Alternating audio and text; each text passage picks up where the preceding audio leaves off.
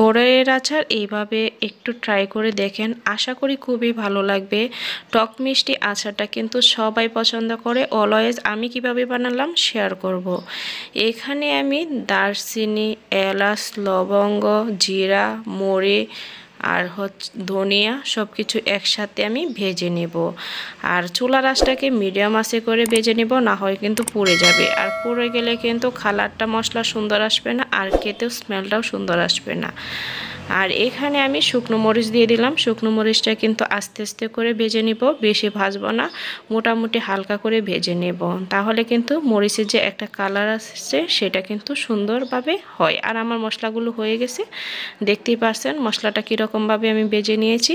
এভাবে ভেজে নেবেন, অবশ্যই ভালো লাগবে। আর আমি এখানে ব্লেন্ড করে নেব, তাই সবগুলো একসাথে দিয়ে ব্লেন্ড করে নিচ্ছি। আর আপনাদের ব্লেন্ড না থাকলে অবশ্যই আপনারা শিলপাটার মধ্যে ব্লেন্ড করে নিতে পারবেন। আর ব্লেন্ড করে নিয়ে আসলাম, দেখতে পাচ্ছেন আমি এত ম্যাশ করে ব্লেন্ড করি না, এরকম গুঁড়ো গুঁড়োভাবে রেখেছি দানা দানা। আর এখানে আমি বড়ই নিলাম, শুকনো বড়ই, এত শুকানো না, মোটামুটি শুকানো। আর এখানে আমি পানি দিয়ে দিলাম।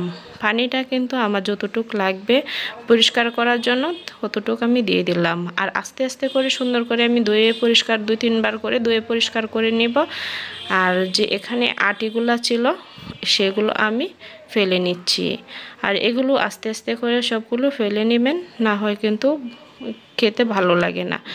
আর সবগুলো দেখেন আমার পরিষ্কার করা হয়ে গেল, আরও 2-3 বার করে পরিষ্কার করে নিলাম। আর এখানে কড়াইয়ে সরিষার তেল দিয়ে দিলাম।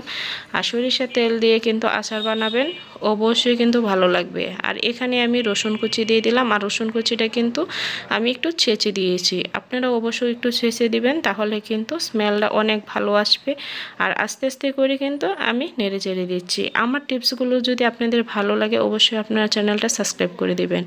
দারচিনি, এলাচ দিয়ে দিলাম। আর সবটা একসাথে আমি সুন্দর করে আস্তে আস্তে করে মোটামুটি করে ভেজে নেব। আর এখানে আমি দিয়ে দিচ্ছি পরিমাণ মতো চিনি। আর চিনিটা কিন্তু অবশ্যই আপনারা কম বেশ করে নিতে পারবেন। সাথে আমি পানি দিয়ে দিচ্ছি, মোটামুটি পানি দিব, বেশি পানি দিব না। আর আমি এই যে আস্তে আস্তে করে নাড়তে থাকবো যতক্ষণ পর্যন্ত আমার একটা বলক না আসে। এই যে দেখেন সুন্দর করে বলক চলে এসেছে, এই পর্যায়ে আমি বড়ইগুলো দিয়ে দিব। আর বড়ইগুলো কিন্তু দেখতেই পাচ্ছেন একবারে সফট হয়ে আসে, ধুয়ে আমি 10 মিনিট ভিজিয়ে রেখেছিলাম।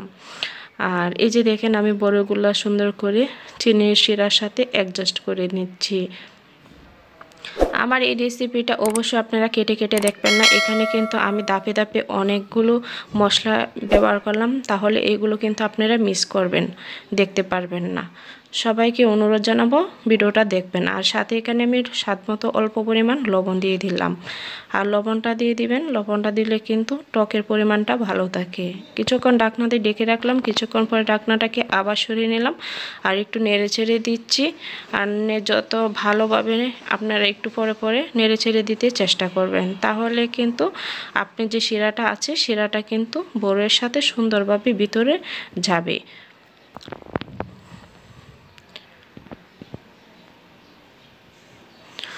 আবার কিছুক্ষণ পরে ঢাকনাটাকে সরিয়ে নিলাম। আর দেখতে পাচ্ছেন যে বড়ইটা কিন্তু মোটামুটি একবারে খুব সুন্দর একটা কালার আসছে। আর বড়ইটা কিন্তু একটু নরম হয়েও আসছে।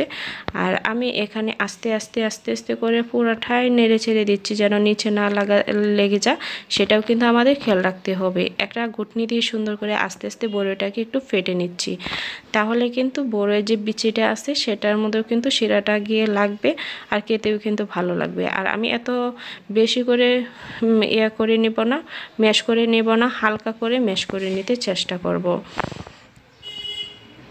আর ম্যাশ করা আমার হয়ে গেল, এখন আবার একটু নেড়ে ছেড়ে দিচ্ছি। আর দেখতে পাচ্ছেন আমি কীরকমভাবে ফেটে নিলাম। আর এই যে এখানে রেডি করা যে মশলাটা করে নিয়েছিলাম সেটা আমি উপরে দিয়ে দিচ্ছি। আর এই মশলাটা কিন্তু আমি পুরাটা দিই নাই, হাফ দিয়ে দিয়েছি। আপনারা এভাবে দিতে যতটুক লাগবে অতটুক পরিমাণ দিতে চেষ্টা করবেন। আর এখানে আমি একটু নেড়ে ছেড়ে দিব, আর যেন নিচে না লেগে যায়। আস্তে আস্তে করে আমি চুলার আঁচটাকেও কিন্তু মিডিয়াম করে রেখেছি, খুবই আস্তে আস্তে করে আমি নেড়ে ছেড়ে দিচ্ছি।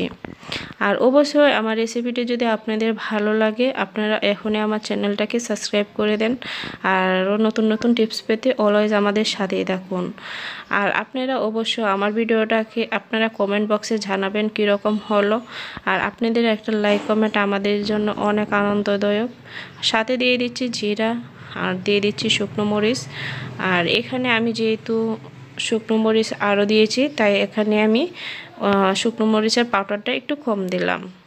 আর এই মিষ্টি বড়ই যেহেতু অল্প দিলেই চলে। ভালোভাবে আস্তে আস্তে করে যতক্ষণ পর্যন্ত আমার আচারের কালারটা না আসে ততক্ষণ পর্যন্ত আমি আরও সুন্দর করে ভেজে নেব। আর আপনাদেরকে বলবো, একটা কথাই বলবো, আপনারা যদি আমার চ্যানেলটাকে সাবস্ক্রাইব করেন ভালোভাবে সাবস্ক্রাইব করতে যাবেন, আবার কখনো আনফলো করে দিবেন না। যদি ভালো না লাগতেই পারে মানুষের, কিন্তু কখনো এই ভুলটা করবেন না, আমাদের এই ক্ষতিটা কখনো করতে চেষ্টা করবেন না। এই যে দেখেন ফাইনাল লুকটা আমার এত সুন্দর করে বানিয়েছি, খুবই মজাদার হয়েছিল। আমি একটু দিয়েছি আপনাদেরকে দেখাচ্ছি ভিতরটা কীরকম হলো। সবাই আমার ভিডিওটা দেখার জন্য সবাইকে ধন্যবাদ। সবাই আমার পাশে থাকবেন। সবাইকে আল্লাহ হাফেজ।